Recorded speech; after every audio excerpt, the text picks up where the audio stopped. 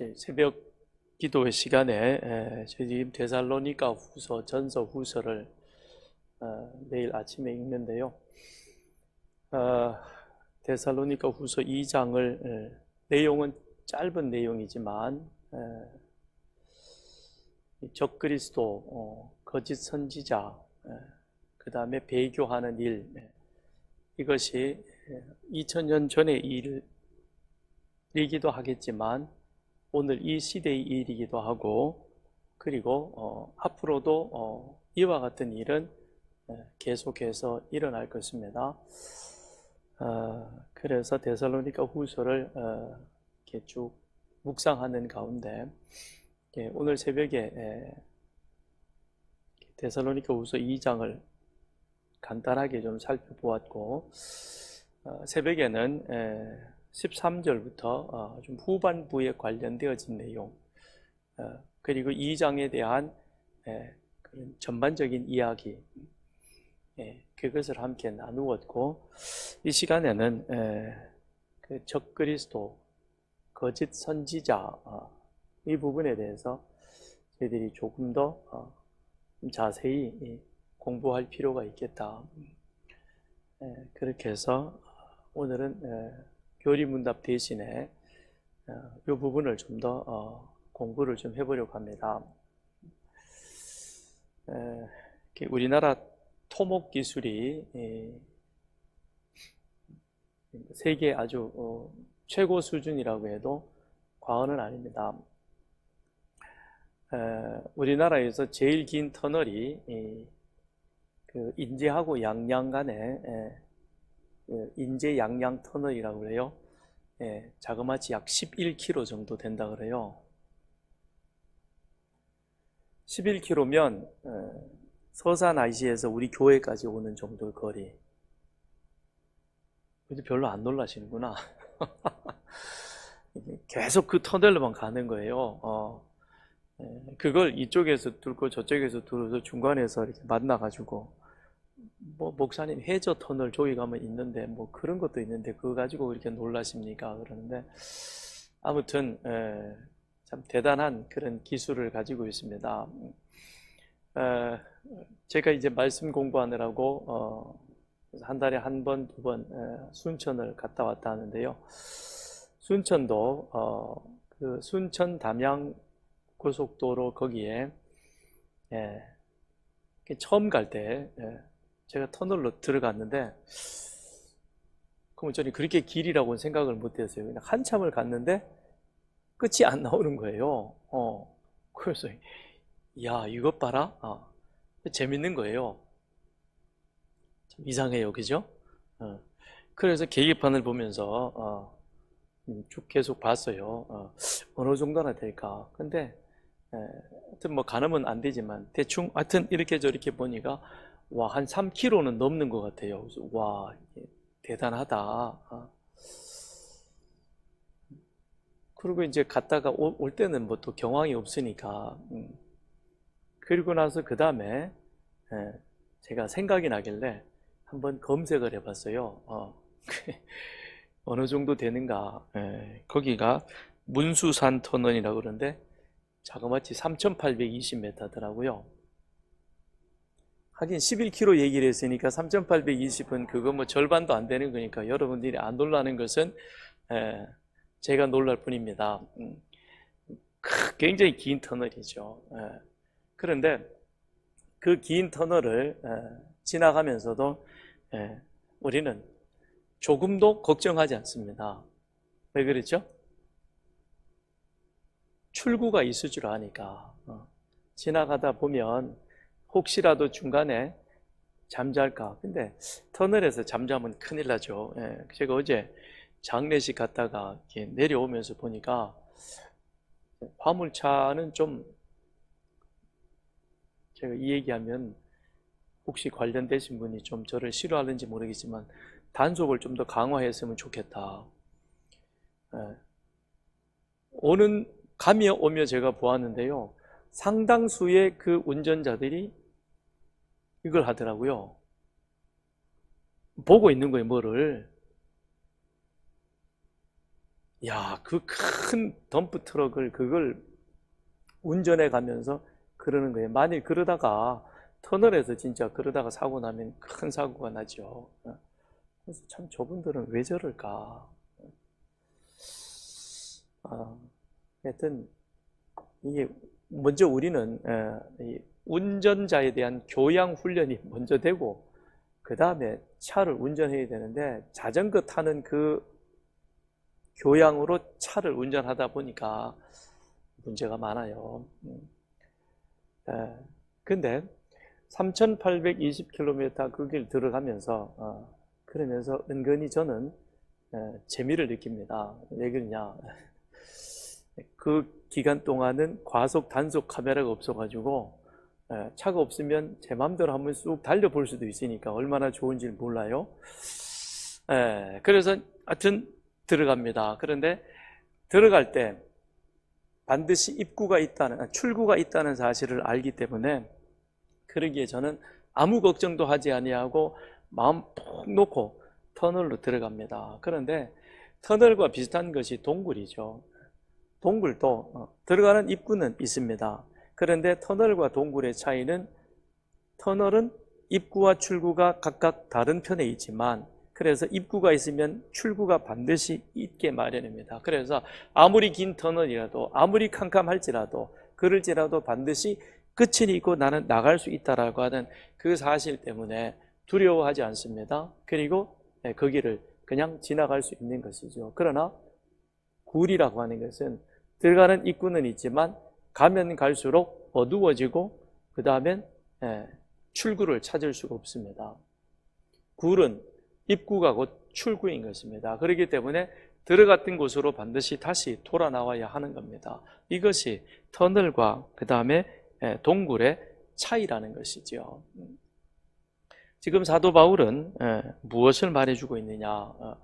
데살로니가 전서 후반부에 가서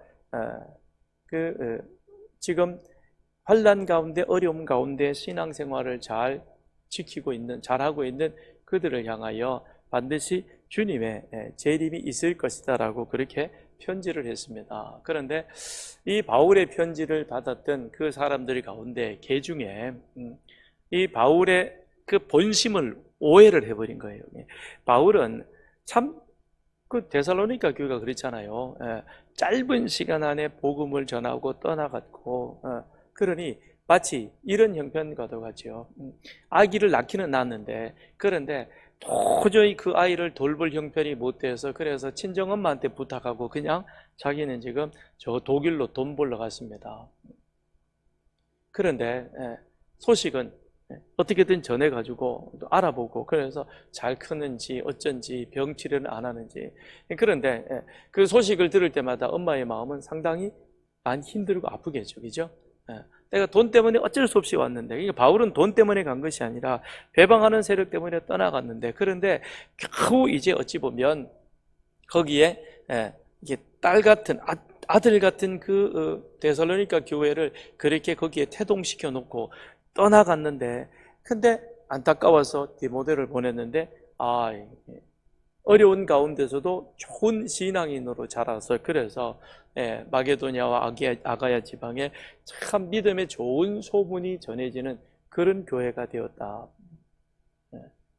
말하자면 이 서산교회가 이 서해안, 서산, 태안, 당진 이 지역뿐만 아니라 충청남도 전체에 좋은 소문이 퍼졌다. 그 소식을 제가 들었을 때 제가 멀리 가 있는데 그러면 어떻게 해서요?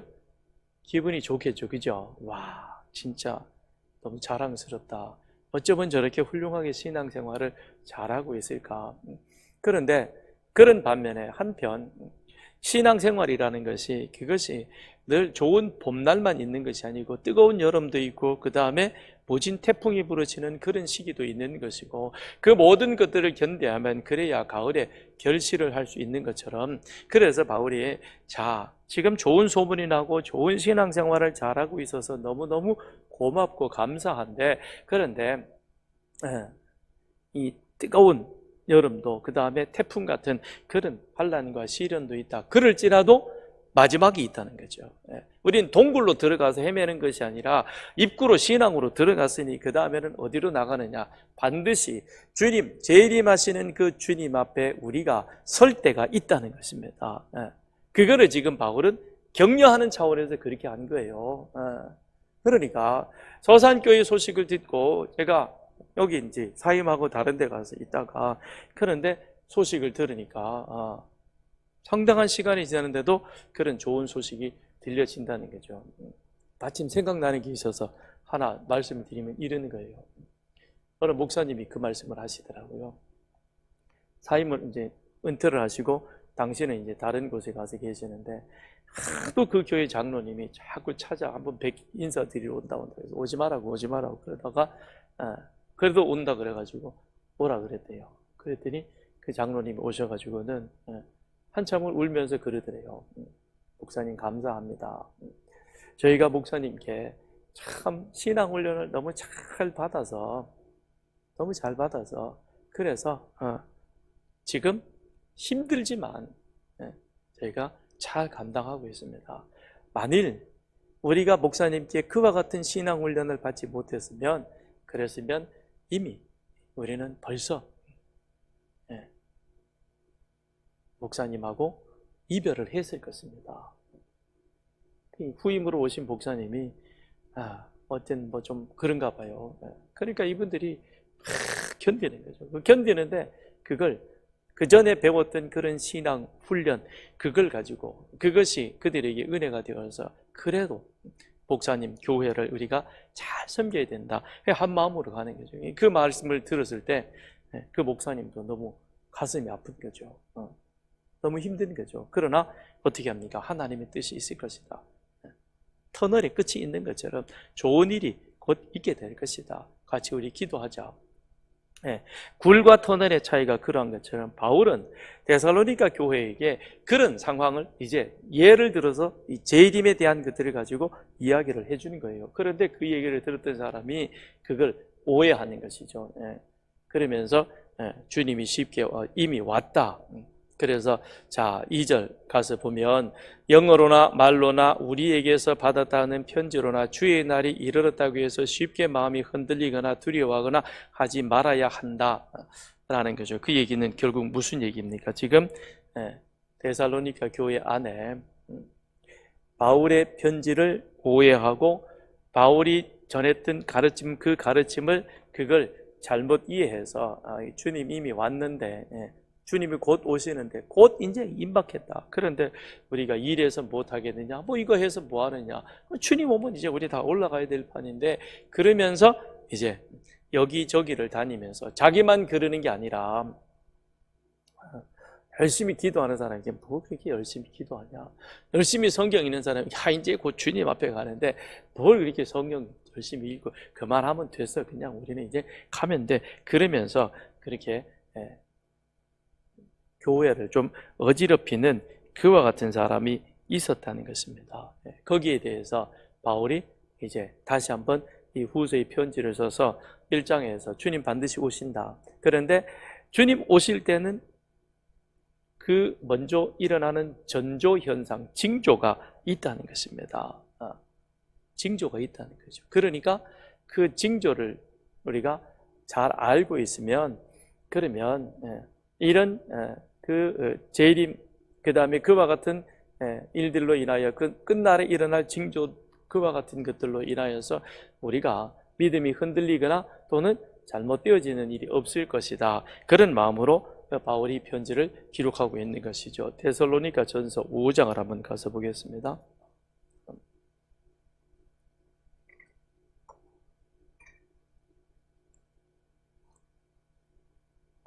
5장 4절부터 6절까지 시작.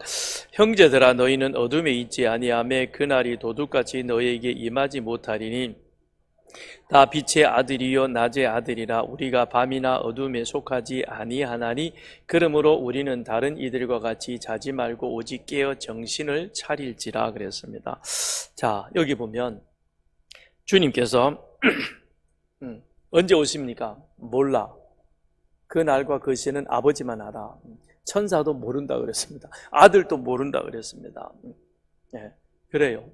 주님의 재림의 날짜를 아무도 아는 사람, 그건 하나님의 주권 속에 있다는 겁니다. 이걸 우리가 이제는 먼저 분명히 해둘 필요가 있어요. 하나님의 주권 속에 있다.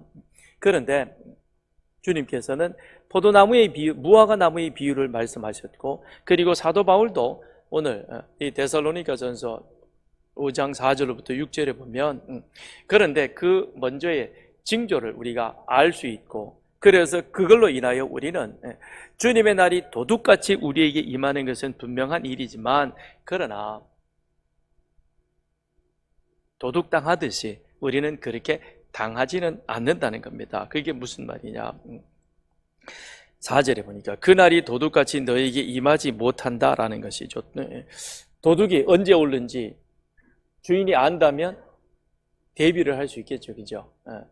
도둑이 온다. 근데 가만 보니까 우리 집을 계속 돌아다니며 정탐하는 사람이 있더라. 근데 낯선 사람이 왔다 갔다 하면서 뭔가 그러고, 그래서 우리 집이 이렇게 보니까 그 이 사실을 알고 있으면 주인이 거기에서 대비를 하는 것이죠. 마찬가지로 주님 다시 오실 그와 같은 재림에 대한 징조가 있다는 겁니다. 그런데 특별히 우리는 어떤 사람이냐? 5절에 보니까 빛의 아들이요 낮의 아들이라 밤이나 어둠에 속하지 아니하였다는 겁니다. 우리는 다 빛의 아들들이다라는 것이죠. 빛의 자녀라는 것입니다. 그렇기 때문에 우리는 징조를 알 수가 있는 것이고, 그래서 깨어 정신 차려 준비하면, 그러면 주님은 분명 하나님의 주권 속에 우리 가운데 임하게 되시지만, 그러나 그 시간에 우리는 당황하지 아니하고 재림의 주님을 만날 수 있다는 것입니다. 날은 모르지만 징조가 있는 것이요, 그 징조를 우리는 이미 어둠에 속한 자가 아니라, 믿음 없는 자가 아니라 믿음 있는 사람이라, 그렇기 때문에 그래서 깨어 있다라고 하는 그 의미가 무엇이냐? 13절에 이렇게 이제 말했죠. 첫째는 구원받은 하나님의 자녀라는 그 정체성을 분명히 기억하는 것이다. 나는 누구이냐? 하나님의 은혜로 구원받은 그와 같은 자이다. 2장 13절입니다. 그 다음에 두 번째는 말씀과 기도가, 말씀 가운데 우리가 분명하게 서 있어야 된다. 기록된 말씀과 그 다음에 선포되어지는 말씀을 우리가 분별하여 잘 들을 필요가 있는 것이죠.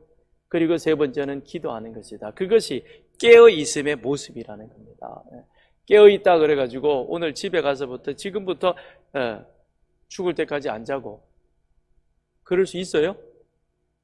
이단들이 그렇게 했어요, 과거에. 다미선교회가 10월 22일 10월 22일인가? 하여튼 아직 맞을 것 같은데 1992년 1년 10월 22일 휴거한다 그래가지고 그 다미선교회 본부가 저기 서울 마포구 거기 있었어요. 마포구청 앞에.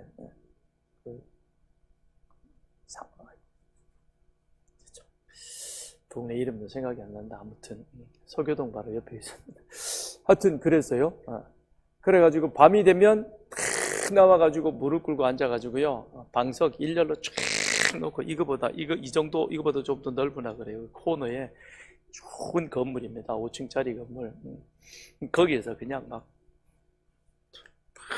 이러고 박수도 이렇게 완전 군대식으로 써, 이렇게.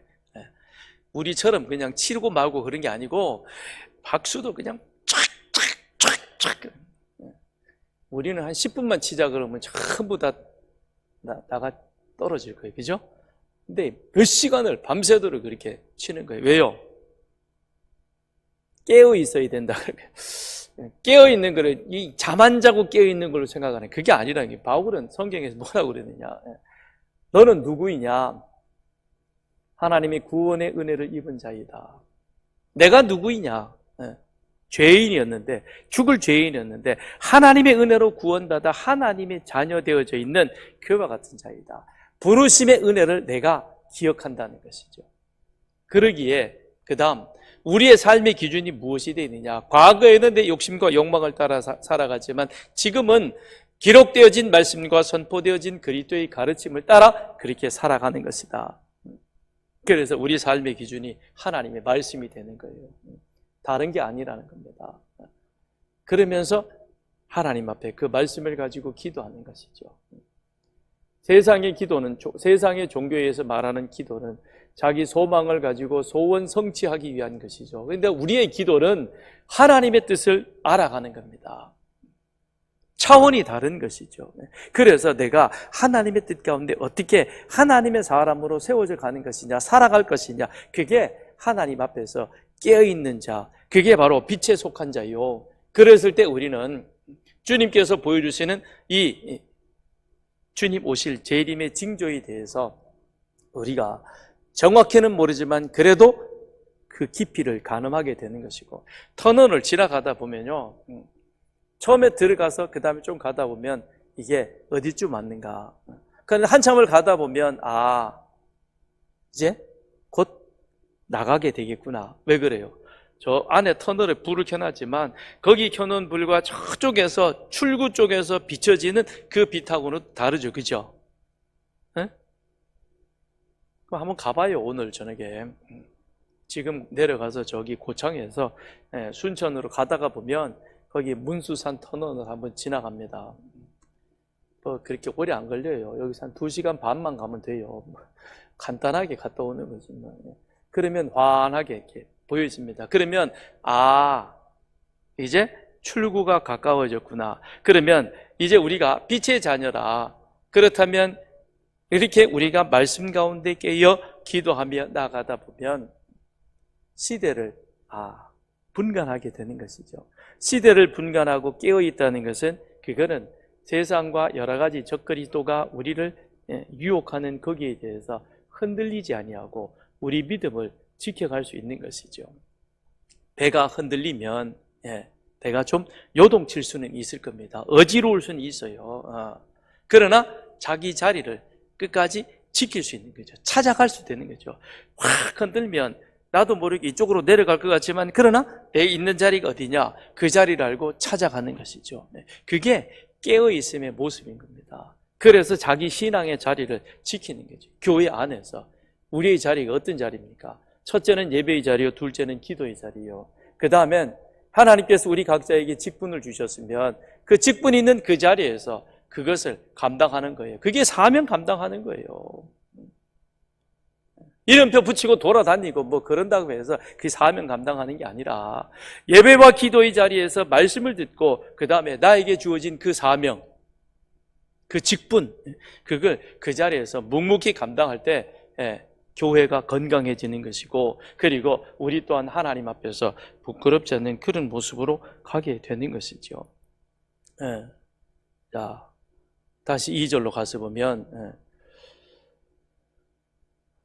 1절부터 볼까요? 형제들아, 우리가 너희에게 구하는 것은, 내가 너희들에게 바라고 원하는 것은 우리 주 예수 그리스도의 강림하심과 우리가 그 앞에 모임에 관하여 우리 주님이 오시는 것, 그리고 우리가 그 앞에 이제 믿는 자로 주님 앞에 서서 나누게 될 그때가 있을 것인데, 그런데 지금 너희들 가운데 무슨 일이 일어나고 있느냐? 첫째는 영어로, 둘째는 말로로, 그 다음에 세 번째는 나에게 받았다는 그 편지로 인하여서 너희가 그걸 각각 오해해가지고 무슨 일이 생겼느냐? 3절에 배교하는 일이 있고 적그리스도로 말미암아 그리하여 믿음에 떠나는 그런 일들이 너희 가운데 있구나. 어찌하여 이런 일이 너희 가운데 있게 되어지느냐? 그 소식을 내가 들을 때 안타깝다는 겁니다. 우리는 그러지 말자는 것이죠.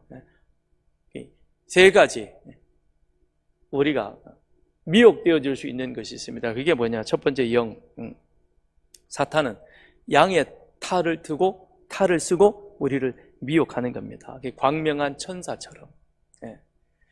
옛날에 우리는 그런 얘기 많이 들었어요. 여기 화장실에 가면 몽당 귀신 나온다 그러고 무슨 뭐 달걀 귀신 나온다 그러고 뭐 그것도 우리끼리 또 그 얘기도 많이 했어요. 왜 그렇게 그런 얘기를 많이 했는지. 그런데 말이야, 그때 화장실에 갔더니 싹 하고는 뭐 할망구가 나와가지고, 그리고는 빨간 보자기, 파란 보자기 보여주고 어느 보자기 그래가지고 뭐 그랬더니 뭐 그걸 확 싸가지고 갔다 그러고, 그래서 밤에 화장실도 못 가고. 지금 화장실 못 가는 게 이해가 안 되죠. 그죠? 방문 열면 바로 화장실이지만 그때는 화장실이 어디 있어요? 저 문 열고 저쪽 가야 돼. 근데 추운데 겨울에는 진짜 가기 싫어요. 그죠? 그래서 우리나라 5강이 있잖아요. 5강. 어느 목사님이 그러더라고요. 형제가 많아서 집안에 5강을 두면 새벽에 거기 이제 볼일을 봐야 되는데 5강 높이 조절하는 거 아세요? 그래서 볼일 보기 전에 이렇게 손가락을 담가 보면 어느 목사님이 그러더라고요. 그 집에 형제들이 많아가지고 그래서 새벽이 되면 이게 이제 수위 조절을 잘해야 되잖아요. 그렇죠? 이게 모르고 그냥 하면 요가 다 젖으면 큰일 나니까 수위 조절 잠자면서도 해요. 이렇게 잠결에. 아무튼 자, 영으로 그 사탄이 양의 탈을 쓰고 광명한 천사로 위정해서 우리를 미혹한다는 겁니다. 그래서 하나님의 말씀을 잘못 이해하거나 오해하는 그런 일이 있죠.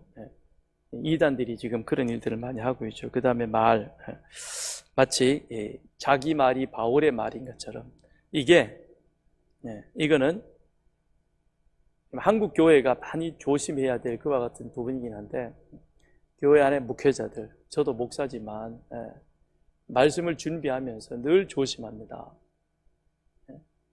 그래서 할 수 있으면 좀 이해하기 어려운 부분이 있으면 주석들을 계속해서 보면서 이것이 과연 어느 것이 그것이 가장 우리 통합식 교리의 신학에 맞는 말씀일까? 그런데 그렇지 않은 경우가 참 많죠. 그러니까 설교 성경 본문 읽어놓고 이런 오강 수위 조절하는 이야기 뭐 지도해놓고 또 그 얘기 안 해? 그죠? 그 다음에 뭐 뱀 잡는 이야기 뭐 이런 이야기 뭐 감자 긁어 먹던 이야기 뭐 이런 얘기 시큰하다가 그 다음에 주여 그러고 다시 본문 한 절 읽고 끝나고 그걸 설교라고 합니다. 그건 뭐냐? 이게 바울의 말을 데살로니가 교회들이 오해했듯이 그렇게 해서 오늘 한국교회 강단을 어지럽히는 그런 자들, 이게 누구냐? 거짓 선지자라는 것이죠. 그래서 오늘 2장 9절에 가서 보면 악한 자의 나타남은 사탄의 활동을 따라 모든 능력, 표적, 거짓, 기적, 이건 예수님이 행하셨던 기적입니다. 그런데 이건 예수님께서 당신이 그리스도 되심을 보여주시기 위해서, 그래서 오병이어라든지 아니면 나병 환자를 깨끗하게 하셨든지 무리를 걸으셨든지 뭐 이런 기적과 표적을 보여주는데, 근데 사탄도 이와 같은 일을 한다는 사실을 우리가 알아야 됩니다. 왜 그러느냐? 사탄은 모방하는 자예요. 하나님은 창조적인 능력이 있지만 사탄에게는 창조적인 능력이 없어요. 그러니까 에덴 동산에 가서 아담과 하와를 미혹할 때도 그렇잖아요. 하나님의 말씀을 슬쩍슬쩍 거짓말하는 거예요. 그러니까 사탄의 특징은 거짓말.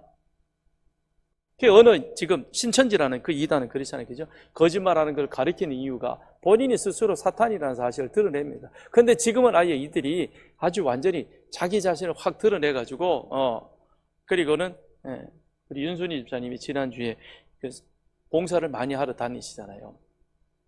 그래서 그 봉사하는 일에 이제 서산시에서 같이 함께 하는데, 근데 거기 가서 보니까 신천지도 와 있더래요. 좀 놀래봐요.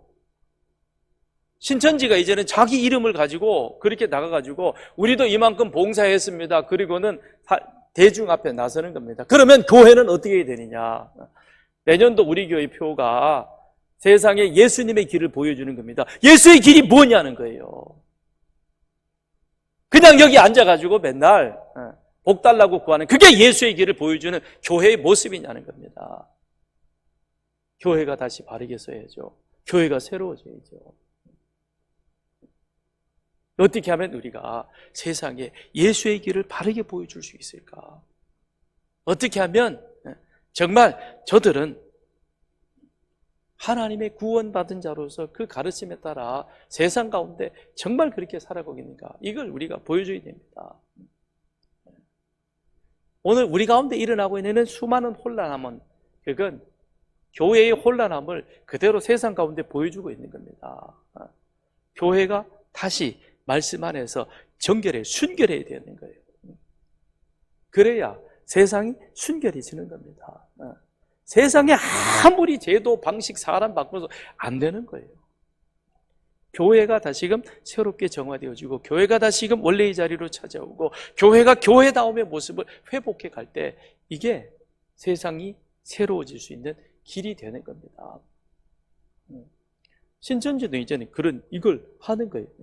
능력, 표적, 거짓, 기적 이런 것들을 근데 버젓이 보이면서 이제 그들도 세상 가운데 드러나고 있는 겁니다. 그러니까 코로나19로 인하여서 그동안 자기들도 많이 당했다는 거죠. 그러니까 이제 우리는 한번 해보겠다는 겁니다. 그러면 거기에 대해서 우리는 더 정신 바짝 차리고 정말 이제 우리가 기도해야 되고 말씀 가운데 서서 어떻게 마지막으로 살아가야 될 것인가 이 삶의 모습을 우리가 세상 가운데 보여줘야 되겠지요. 그 다음에 바울이 보낸 또 다른 편지가 있다. 그러면서 이제 그렇게 얘기를 하는 겁니다. 그런데 거기에 대해서 바울은 누가 어떻게 하여도 너희가 미혹되지 말라. 야, 그런 말에 대해서 제발 흔들리지 마라. 그렇게 당부합니다. 왜 그러느냐? 배교하는 일이고 불법의 사람 곧 멸망의 아들이 나타나기 전에는 그 날이 이르지 아니하리니 라고 말하고 했습니다. 새벽에 잠시 말씀드렸습니다만 이것은 복합적인 의미를 가지고 있는 겁니다. 지금 너희 안에 이런 배교하는 일, 그 다음에 바울이 여기서 말하는 멸망의 아들이 나타나 이와 같은 것들은 바울이 지금 무엇을 염두에 두고 이걸 기록하고 있는가 하면 지난 주일 오후에 우리가 들었던 헬라 제국의 에피파네스에 대한 이야기인 겁니다. 그가 로마와의 전쟁에서 져가지고 그 다음에 유대 나라를 정복하고 그 예루살렘을 자기 손아귀에 넣어서 어떻게 해보려고 했는데 뜻대로 잘 안 됐죠.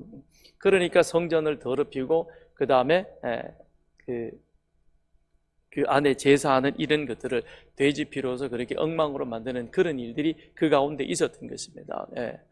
그와 같은 일이 그게 하나의 이 배교와 그 다음에 적그리스도의 나타남에 대한 대표적인 예표라는 겁니다. 그런데 너희들은 아직 그런 일은 없다라고 말하고 있는 겁니다. 그렇다고 해서 그러면 적그리스도가 안 나타나느냐? 그건 아니라는 겁니다. 앞으로 그와 같은 징조는 계속해서 일어나게 될 것이다. 그런데 그 나타나는 징조가 이것은 다니엘서를 근거로 해서 말해주고 있는 것인데 그것이 과거에는 한 사람이나 한 국가가 되어줄 수 있었지만 그러나 앞으로 가게 되어지면 그것은 한 국가나 한 사람이 아니라 우리 안에 있는 여러 가지 많은 그와 같은 이단과 적그리스도가 등장하게 될 것이고 그런 거짓 교사들이 그 다음엔 교회 안팎으로 우리 믿는 자들을 미혹하게 될 것이다 라는 이 복합적인 의미를 그 속에 함께 담고 있다는 것이죠.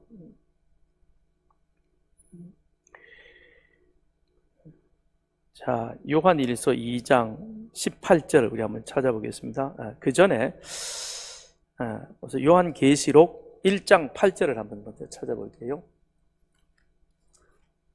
요한계시록 1장 8절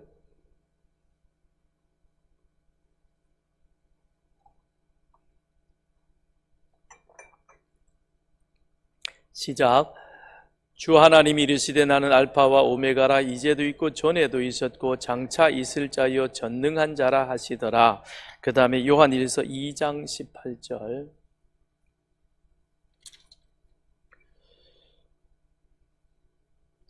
시작.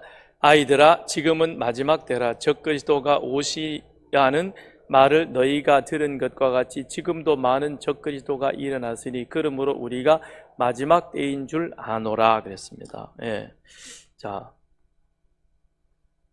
우선 요한계시록에 하나님은 예수님은 지금도 우리와 같이 계시고 지금 도미티안 그 황제의 핍박 가운데 우리가 그런 어려움 시련을 당하고 있다. 그런데 이 시련 가운데 하나님은 우리와 함께 계시고 그런데 그 하나님은 이전에도 계셨고 그죠?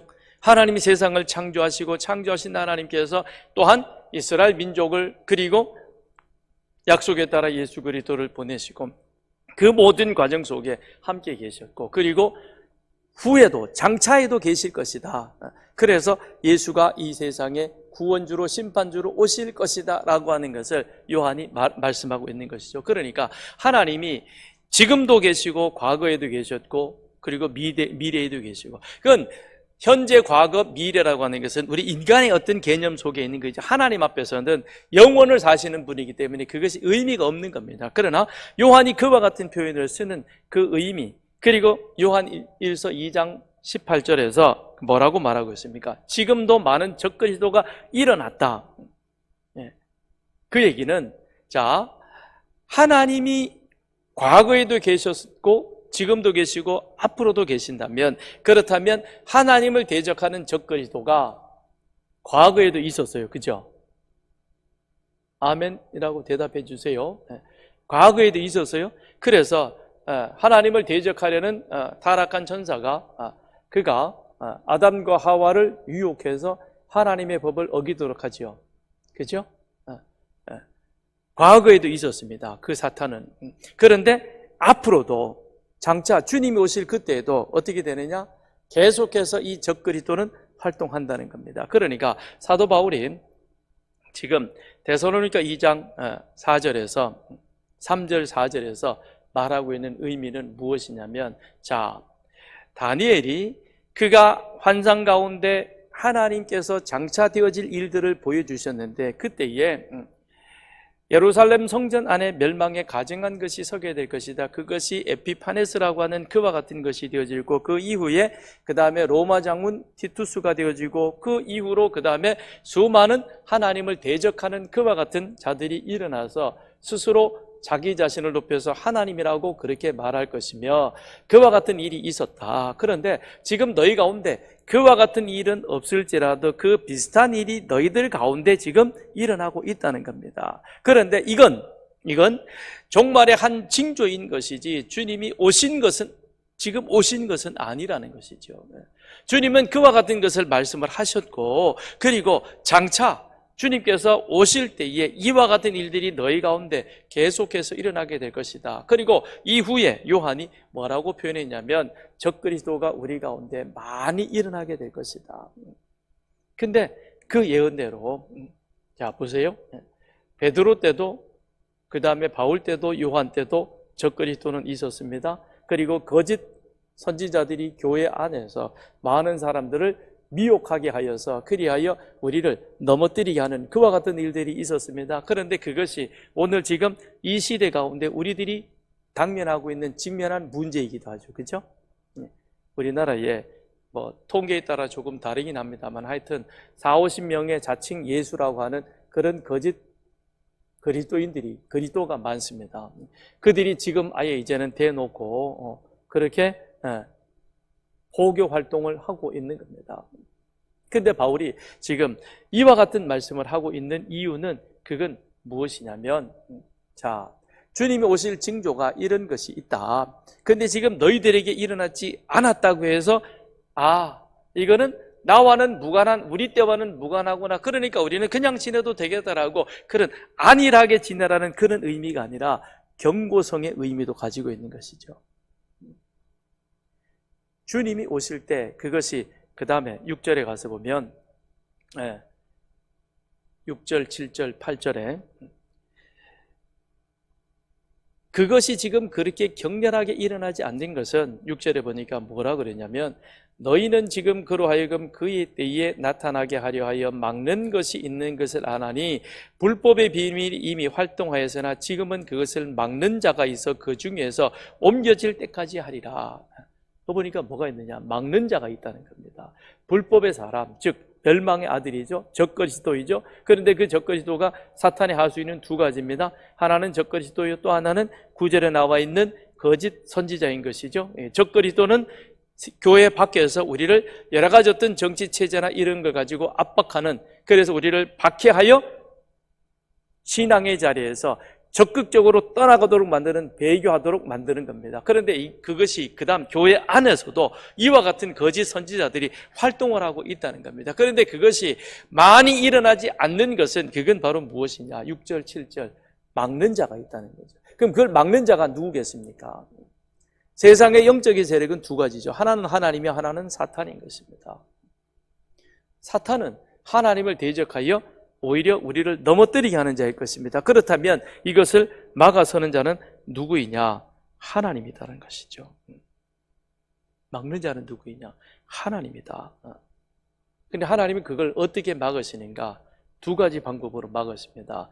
우선 하나는 로마서 13장 1절에 보면 각 사람은 위에 있는 권세들에게 복종하라. 권세는 하나님으로부터 나지 않음이 없나니 모든 권세는 다 하나님께서 정하신 바라.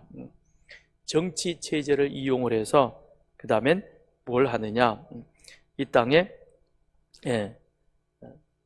사탄이 활동하는 그와 같은 것들을 하나님이 그 완급을 조절해 가신다는 거죠. 정치 체제가 완전한 것은 아닌 것입니다. 그러나 지금 이 땅에서 가장 그래도 나은 정치 체제가 어떤 겁니까? 자유민주주의잖아요. 그렇죠? 자유민주주의. 가장 이상적인 것은 신정체제이죠. 사무엘 때 보게 되면 사무엘에 왕은 없습니다. 사무엘은 선지자요 제사장일 뿐인 것입니다.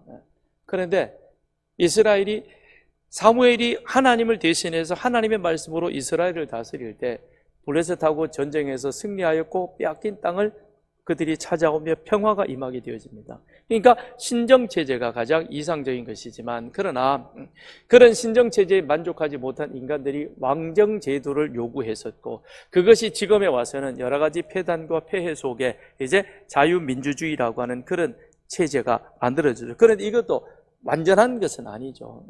문제는 있지만 그러나 인간의 이런 여러 가지 체제들을 만들어가는 데 있어서 그나마 그래도 가장 나은 것이 무엇이냐면 정치 체제라고 하는 이런 질서인 거죠. 그걸 통해서 하나님은 지금 이 시대를 다스리고 계시는 겁니다. 또 하나는 바로 믿는 우리들을 통해서 하나님은 이 사탄의 활동을 막고 있다는 겁니다. 그래서 마태복음 5장 13절에 보면 너희는 세상의 소금이니 14절에 너희는 세상의 빛이니 라고 말씀합니다. 여러분, 소금 없는 음식, 빛이 없는 세상 한번 상상해 보셨어요? 소금 없는 음식. 그 이제 병원에서 가끔 저염식이라 그래가지고 환자들에게 주잖아요. 그죠? 맛있어요? 맛없어요? 먹어봤어요? 병원에 입원하신 분들은 아마 드셔보셔야 돼요. 맛없죠, 그죠? 그래서 병원밥 그러면 아주 그냥 넌저리를 칩니다.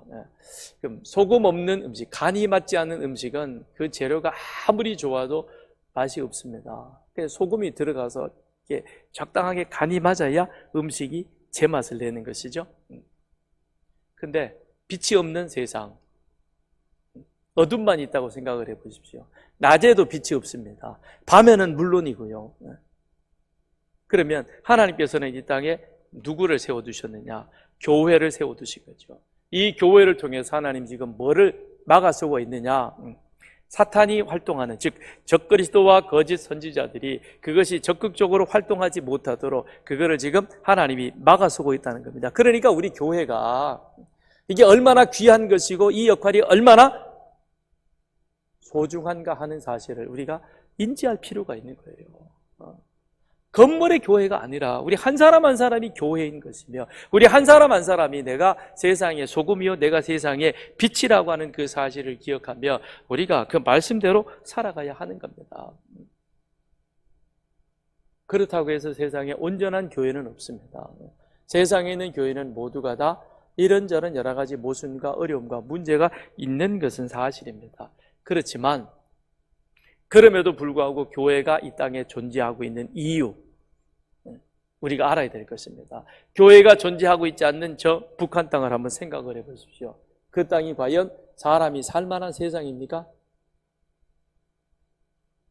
아니죠. 그렇죠? 여러분 지금 북한에 가서 살라 그러면 좋으시겠어요? 신앙생활 하지 말고 그냥 북한 땅에 가서 여러분 자유롭게 살아라. 자유도 없지만 그건 누구나 원치 않는 모습인 겁니다. 그렇죠?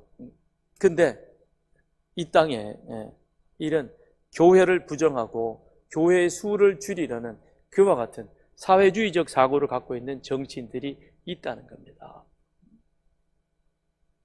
그걸 우리는 깨워서 막아야 되는 거예요. 그걸 깨워서 막아야 되는 겁니다. 그래서 여러분들에게, 우리에게 지금 이 시대에 필요한 것은 이와 같은 분별력이 필요하다는 것이죠. 악법도 법이라는 그런 말이 있습니다. 그 말은 비록 그 법에 그런 독소조항이 있을지라도 사회 공동체가 함께 합의를 통해서 이루었다면 그걸 지켜야 된다는 거예요. 지켜야 된다는 것이죠. 그런데 법을 만들 때는 다양한 계층이 서로 이해관계가 얽혀져 있다 보니까, 그러니 소수자의 의견이 배제되거나 또는 특정 세력의 그 권리가 더 과도하게 그렇게 들어가는 그와 같은 일들이 있을 수가 있습니다. 그렇지만 그럼에도 불구하고 사회 공동체가 합의해서 만들어진 법이라면, 자, 우리가 이런 부분에 있어서는 개선의 여지가 있으니까 계속해서 새롭게 만들어가자, 그러면서 그 법을 지키려는 그 의지가 있어야 되는 거예요. 교회도 마찬가지고, 그리고 무엇보다도 교회가 그것에 우선적으로 모범을 보여줘야 되는 것이고, 그래서 교회가 총회에 의해서 결의되어진 법이라면 그 법을 우리는 존중하고 지켜가야 하는 거예요. 그래야 사회가 건강하게 세워져 갈 수 있는 것이죠. 그러면 왜 하나님께서 그것을 막으시는가? 8절. 그때 불법한 자가 나타나니 주 예수께서 그 입의 기운으로 그를 죽이시고 강림하여 나타나심으로 패하시리라. 불법의 한 사람이 나타나고 주 예수께서 그 다음에 나타나시는 것이죠. 그런데 그 나타나심은 바로 무엇이냐? 심판하시기 위해서이다라고 하는 것이죠. 그때가 마지막 심판 때가 오게 되어진다는 겁니다. 그런데 바울이 지금 말씀하고자 하는 것은, 중요한 요지는 무엇이냐면 결국 이 모든 것들은 다 하나님의 주권 하에 이루어지고 있다는 것입니다. 하나님의 손이 개입하셔서 그리하여 하나님의 손에, 하나님의 계획 속에 그 일들이 이루어져 가고 있다는 것입니다. 그렇다면 우리들이 이제 해야 할 일은 무엇이겠습니까? 주님께서 말씀하실 때 인자의 임함도 노아의 때와 같다라고 말씀하십니다. 근데 노아의 때가 얼마나 죄악이 관영했냐면, 노아가 120년 동안이나 방주를 준비하고 있었지만 그 가운데 구원받은 사람은 노아의 8식구밖에 없었다는 사실을 우리가 좀 주목할 필요가 있는 것이죠. 그러니까 바울이 데살로니가 교회에 경고했던 그와 같은 모습이 오늘 우리들에게도 동일한 모습으로 그것이 우리의 말씀으로 받아들여야 하는데, 그런데 우리는 오늘 하루를 살았지만 사실은 죽음 앞에 한 걸음 더 가까이 다가간 것이죠. 그러면 그 죽음 앞으로 한가위 더 다가갔다는 사실은 주님의 종말도 이제 더 우리 앞에 성큼 다가오고 있다는 겁니다. 그런데 우리는 늘 이 두 가지를 잊어버리고 살아가고 있죠. 죽음은 나하고 멀리 이야기일 것이다, 종말도 나와 먼 이야기일 것이다 라고 생각하고 있는 겁니다. 그렇기 때문에 노아의 때처럼 우리는 긴장하지 않고, 하나님은 일상의 삶을 우리로 하여금 살지 말라고 한 것이 아니라 그 일상의 삶 속에서 13절 이하에 말했던 것처럼 너는 누구이냐? 그렇다면 너의 삶의 중심은 무엇이 되어야 되느냐? 그래서 우리는 어떻게 깨어 기도하면서 하나님의 뜻을 구하는 자가 될 것이냐, 그걸 우리들에게 경고하고 계신다는 겁니다. 그러니 오늘 하루를 우리가 살아가되, 물론 우리 있는 각자의 자리에서 우리에게 주어진 일을 잘 감당할 것입니다. 그럴 때마다 우리는 늘 우리가 하나님 앞에 물어야 할 질문이 있는 겁니다. 나는 누구이냐? 그리고 나는 지금 하나님 앞에서 어떤 삶을 살아가고 있느냐? 그 삶이 하나님 앞에 지금 섰을 때에 부끄럽지 않느냐? 잘 살다 왔느냐? 거기에 대한 깨어있음이 우리 속에 있어야 되겠다는 것이죠. 바울이 디모데후서에서 이런 말을 합니다. 너는 이것을 알라, 말세에 고통하는 때가 이르리라. 쭉 설명을 하다가 그 다음에 5절에 가서 보면 경건의 모양은 있으나 경건의 능력은 부인하니. 지금 자기를 사랑하고 그 다음에 자랑하고 교만하고 비방하고 돈을 사랑하고 감사하지 않고 거룩하지 않고, 이게 지금 세상 사람들 이야기하는 것이 아니라 지금 누구 이야기를 하냐면 하나님을 믿는 사람들에 대한 이야기인 겁니다. 그런데 왜 이 사람들이 이렇게 되어졌느냐? 경건의 모양은 믿는 것처럼 보이지만, 그런데 경건의 능력이, 즉 내가 누구인지, 내 삶의 기준이 무엇이 되어야되는지, 내가 지금 하나님 앞에 어떤 자세로 서 있는지 그 사실을 지금 잊어버렸기 때문에, 그러기에 세상 사람들과 똑같은 그런 삶의 스탠스를 취하고 있다는 겁니다. 그래가지고 되겠느냐는 거죠. 이건 아니라는 것이죠. 그걸 바울이 디모데에게 말했던 것처럼 데살로니가 교회를 통해서 오늘 우리들에게도 말씀하고 있는 겁니다. 오늘 우리가, 저와 여러분이 오늘 이 밤을 지나면서 주님께서 이 밤에 오실는지, 아니면 또 어떤 모양으로 우리가 주님 앞에 서야 되는지 우리는 알 수 없을 것입니다. 우리가 함께 기도하기를 원합니다. 기도하실 때, 하나님, 정말 우리 교회는 하나님 보시기에 하나님이 기뻐하시는 교회인가? 그 가운데 나는 진정으로 하나님 한 분만을 예배하고 있으며 나는 주님의 가르침을 힘써 실천하며 살아가고 있는지, 그래서 내가 지금이라도 나는 하나님 앞에 서 있는 자로서 그 하나님 앞에 섰을 때 부끄러움 없는 그런 모습으로 내가 가고 있는지 우리 자신을 되돌아보며, 정말 이 시대가 하나님께서 교회가 새롭게 바르게 세워지기를 원한다는 사실을 기억하고, 하나님, 교회가 교회다워질 수 있도록 주여 저희들을 인도하여 주옵소서. 같이 함께 우리 주님 힘있게 부르짖고 기도합니다.